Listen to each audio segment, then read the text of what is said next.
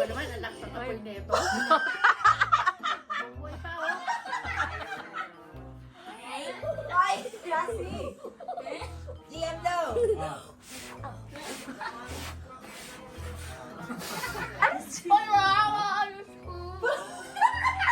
Hindi niyo pa kamo. Pwedeng gawin na lang. Next year yung kami yun. Daming buhay. Yay! Dumumi tuloy.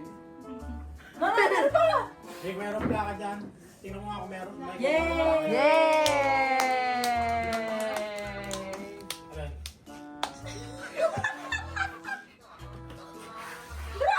Puro laway! Puro laway. Bago yan. Wala na. Malakas magpatay! Malakas!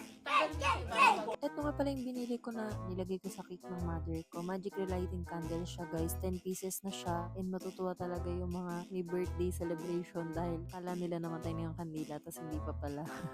Diyan sa basket guys, lalagay ko lang yung link. Anyong!